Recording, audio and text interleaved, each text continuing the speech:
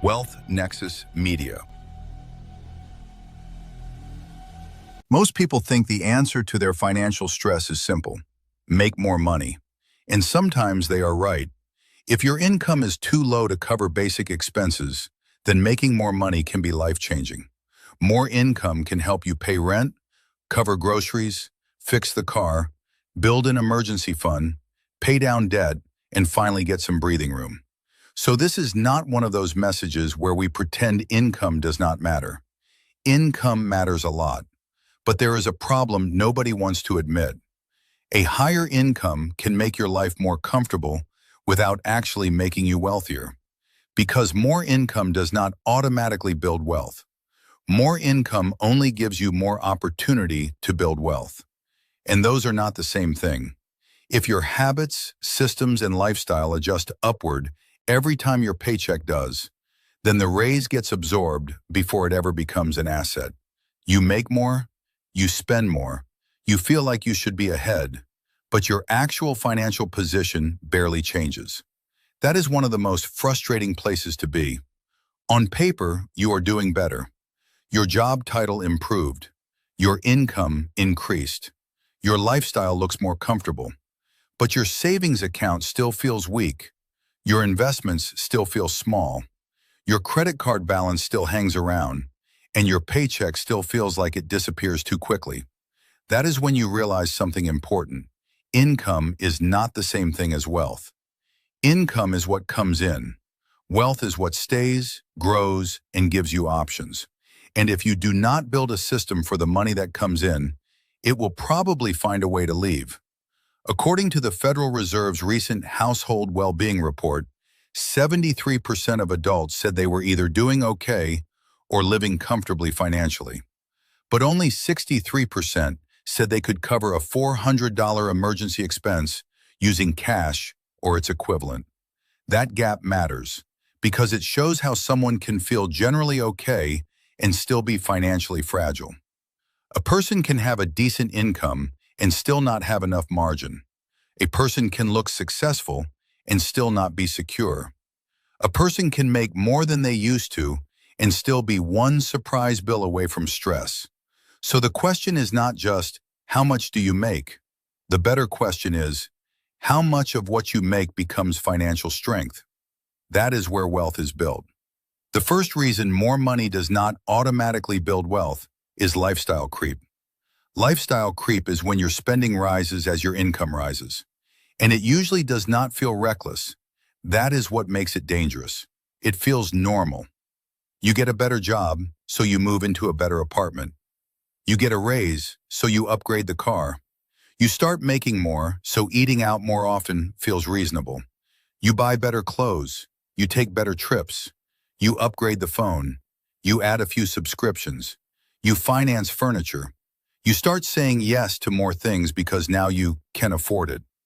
And maybe you can, but affordability is not the same as progress. A higher income should create more options. But if every raise turns into a higher lifestyle baseline, then the income increased while the freedom stayed the same. That is the trap. The paycheck got bigger, but so did the life attached to it. And once a lifestyle becomes normal, cutting back feels painful. This is why capturing raises early is so powerful. Before your brain gets used to the extra money, decide where that money goes. If your take-home pay increases by $500 per month, and you immediately spend the full $500, nothing changed financially. But if you invest $300, save $100, and spend $100 guilt-free, now your life improves and your financial position improves. That is the balance. The goal is not to punish yourself for earning more. The goal is to make sure your future benefits from the raise too. The second reason more income does not automatically build wealth is fixed expenses. Fixed expenses are the bills that show up every month, whether you feel ready or not. Rent or mortgage, car payment, insurance, utilities, phone bill, subscriptions, minimum debt payments, childcare, student loans, personal loans. These expenses matter because they claim your future income before you receive it. And once enough of your paycheck is already spoken for, a good income can still feel tight. According to the Bureau of Labor Statistics, average annual consumer expenditures were $78,535 in 2024. Average income before taxes was $104,207. And housing and transportation together accounted for a major share of household spending. That tells us something important. The biggest threat to wealth is usually not one cup of coffee. It is the major structural decisions: housing, transportation, debt, recurring obligations. The big monthly commitments determine how much financial oxygen you have left. If your fixed expenses are too high, you can make good money and still feel like you are always catching up. That does not mean you should never buy a nice car or live somewhere decent. It means those decisions have to fit inside the bigger plan. Because the gap between what you earn and what you are committed to spend is where wealth gets built. That gap is called margin, and margin is everything. Without margin, you cannot invest consistently. Without margin, emergencies become debt. Without margin, raises disappear. Without margin, every financial goal feels slow. The third reason more income does not automatically build wealth is that most people do not assign the money. They let money sit in one checking account and hope they make good decisions with it. But hope is not a system. If your paycheck comes in and all your money lands in one place, that money has to fight for survival. Bills want it, groceries want it, restaurants want it, Amazon wants it, subscriptions want it, your future wants it too. But your future is quiet. That is the problem. The loudest expenses usually win. So if you want income to become wealth, you need to assign money before your lifestyle gets access to it. Some money goes to bills. Some money goes to emergency savings. Some money goes to investing. Some money goes to debt payoff. Some money goes to guilt-free spending. But every important dollar needs a job. This is why automation is so powerful.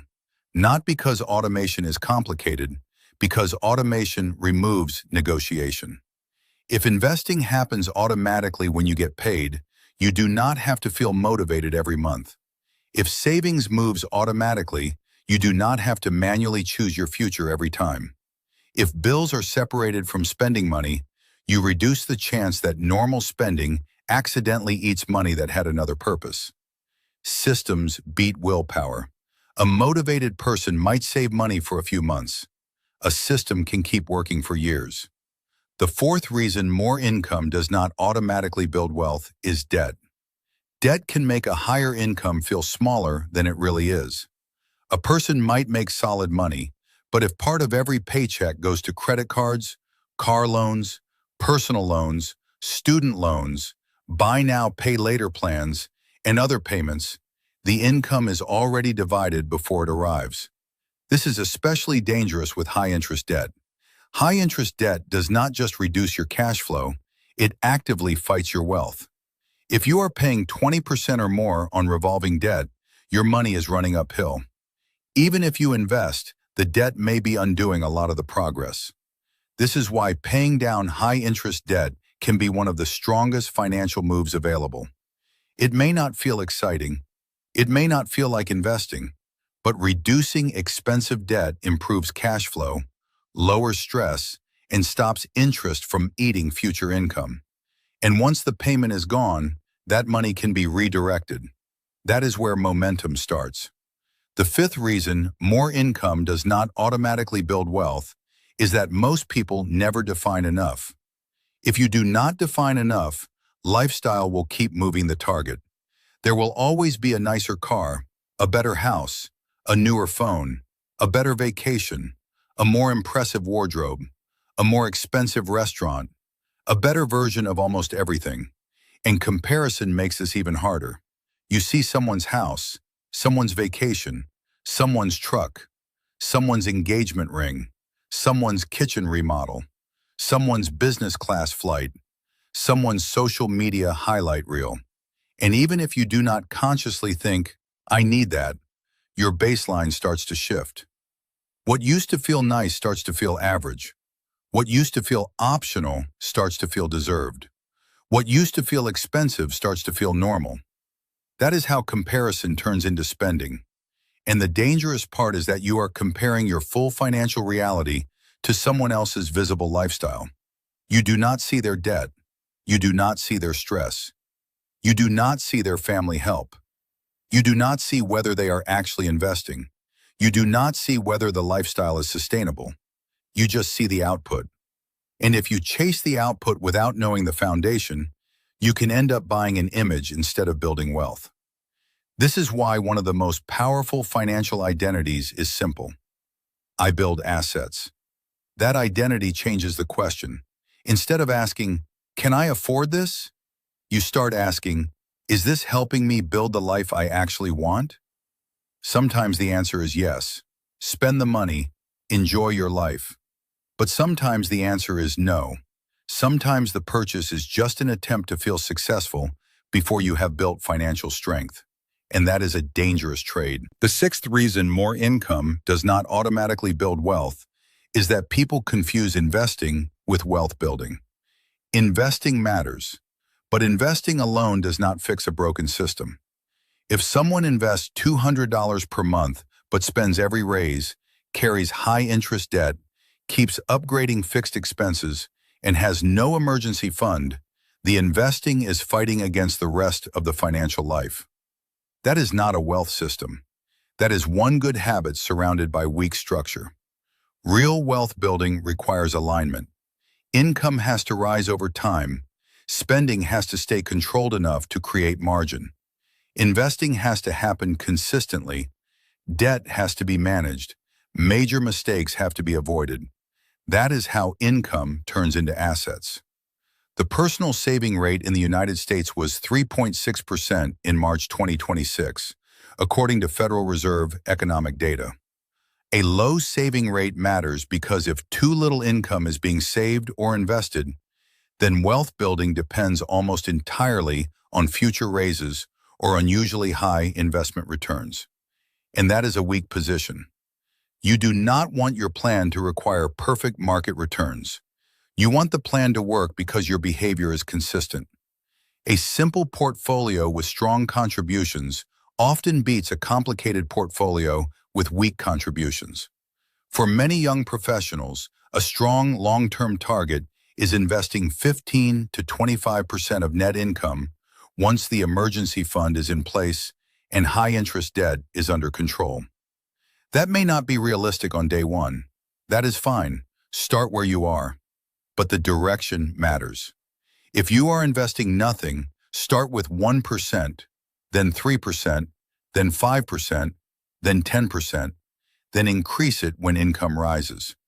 The goal is to make investing part of the structure, not something you do only when there is money left over. Because money left over is unreliable. It usually disappears. So what should you do when your income increases? First, capture part of the raise immediately. Before upgrading anything, decide what percentage of that increase goes to savings, investing, or debt payoff.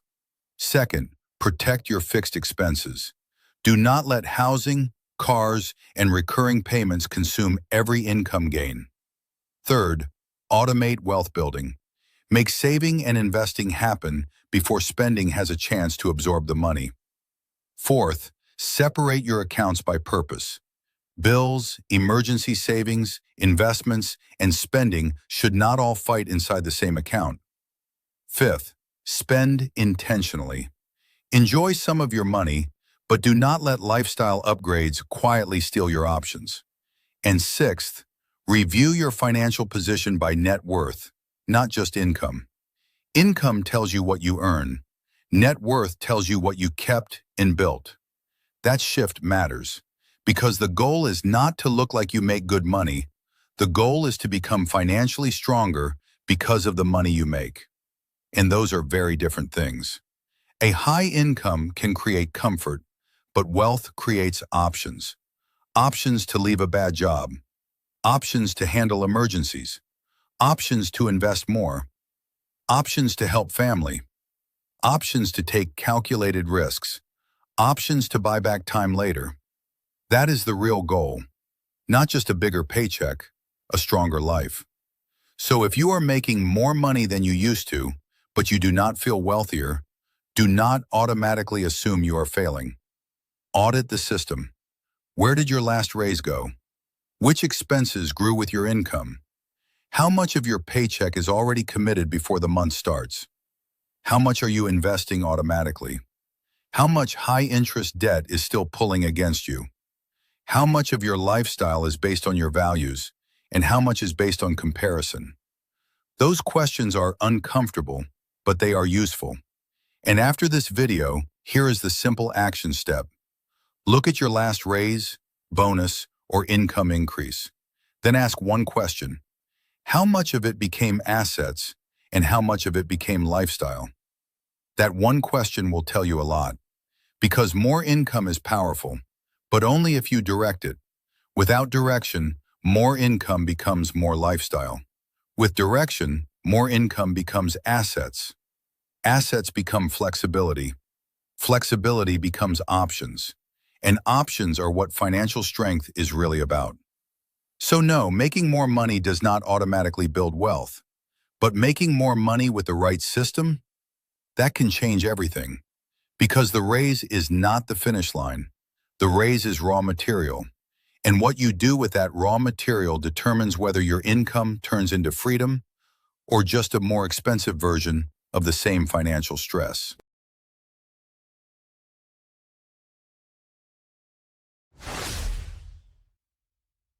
Like and subscribe.